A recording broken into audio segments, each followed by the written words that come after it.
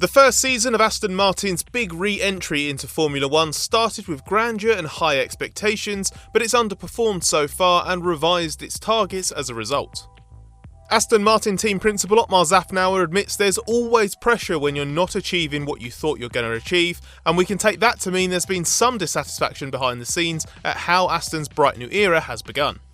What that might mean for the team likely depends on how much patience Lawrence Stroll and his associates have, how convinced they are that 2021 is a special case and the long-term vision remains unaffected, and in the short term whether Aston Martin and star signing Sebastian Vettel can build on a breakthrough result.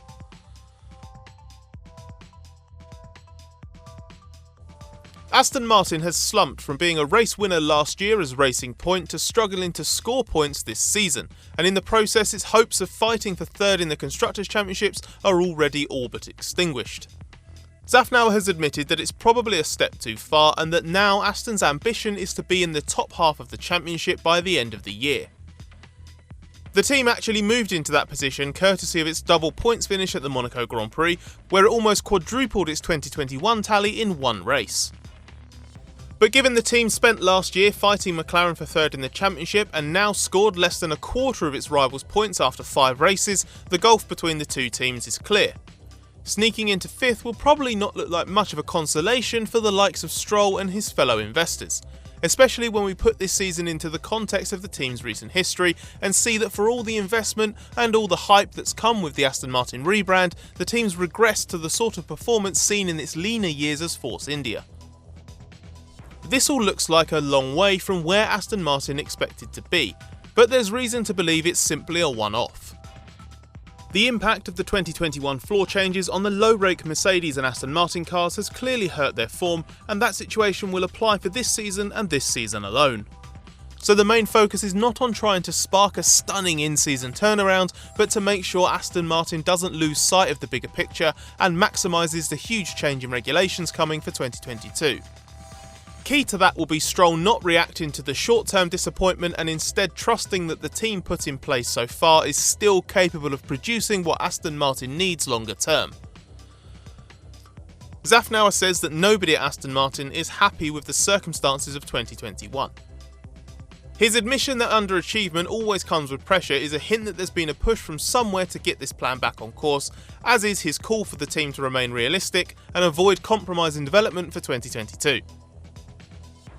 A double points finish in Monaco may help relieve some of that pressure in the short term, with Vettel finally breaking his Aston points duck with an excellent 5th place and Lawrence Stroll banking his 3rd points finish of the season as well. That launched Aston from 7th to 5th in the championship, putting it exactly where Szafnauer thinks it should now be aiming for. And with both drivers making contributions like that, there is real hope of salvaging something from a difficult year. If the Vettel we saw in Monaco can be unleashed across the rest of the season, then the team might just have a potential ace in the midfield pack as well.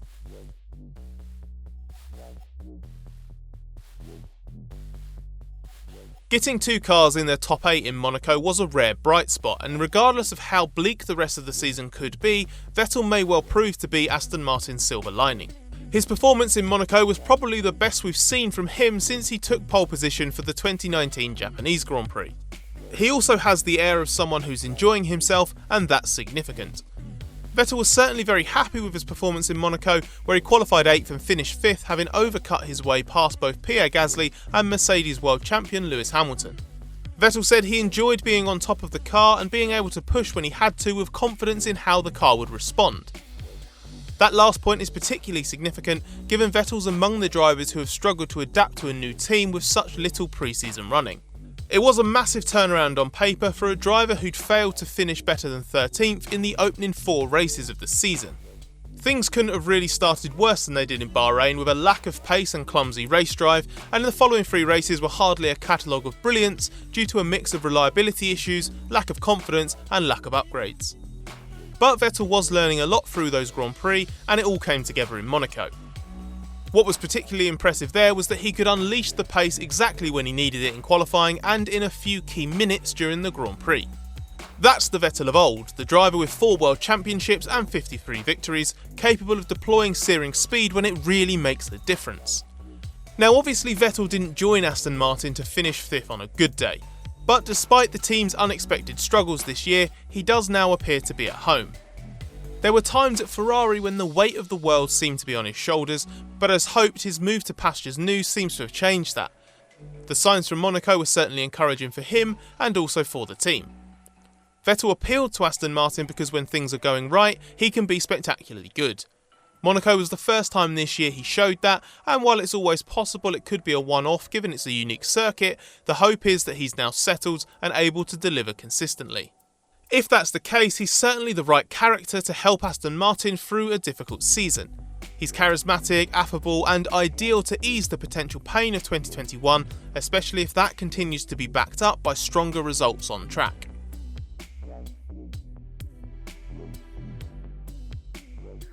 Vettel's breakthrough wasn't the only development in Monaco that's in Aston's best interests, as it was during that weekend it emerged that the team's finally dropped its curious query over the floor rule changes introduced this year. That was a different example of top-down pressure apparently manifesting itself, as the team belatedly argued its performance had been unfairly hurt and lobbied for an in-season rule change to help it out. It was a call that left people in other teams raising their eyebrows and seemed like the sort of thing committed to in order to try to soothe an unhappy owner, rather than being a complaint ever likely to result in action being taken. Aston's grievance was with the 4 small changes to the rear of the cars agreed in 2 stages that created a significant combined effect on aerodynamic performance. It prompted Aston to question the process that led to those rule changes, which were introduced to reduce the load put on tyres that was set to be carried over to 2021 and could otherwise be vulnerable to failures. Zafnauer said Aston Martin wanted to establish why F1 and the FIA combined to push through the second set of aero changes on those supposed safety grounds when teams had already agreed on tweaks that would have reduced aero performance sufficiently. A key point being made was that tyre supplier Pirelli was ultimately able to develop a slightly more robust tyre for 2021, but this has been dismissed as something that couldn't have been guaranteed at the time the rule changes were being discussed. The implication from Aston was that the extra changes were not actually for the reasons outlined, and instead were designed to peg back Mercedes, with Aston Martin collateral damage within that. So team bosses had discussions with the FIA over the matter, with the stated hope that some action would be taken in season to rectify the impact of the rule changes. There was even a suggestion, which wasn't ruled out by the team, that legal action could follow if that didn't happen. But that matter's no longer being pursued, and unsurprisingly no action is being taken. Some of the arguments expressed publicly seemed well-founded, but others were tenuous at best, especially as some didn't quite seem to reflect the reality of how the rule changes came to be agreed. Dropping this complaint is almost certainly to Aston's benefit, as prolonging the issue could have distracted the team from its 2021 damage limitation job and its preparations for 2022. That's a common risk associated with pressure being applied from the top down. We know Stroll and his associates don't like losing, but the sensible thing is to move on and allow the team put in place to carry out a long-term vision, free of any interference. But the key questions now are whether Aston will keep the faith that Zafnauer and co are the right people for that job, and if a revitalised Vettel and a top 5 finish can help stop Stroll getting trigger happy. Let us know what you think in the comments, hit the thumbs up button if you enjoyed our video, and smash the subscribe button if you want to come back for more.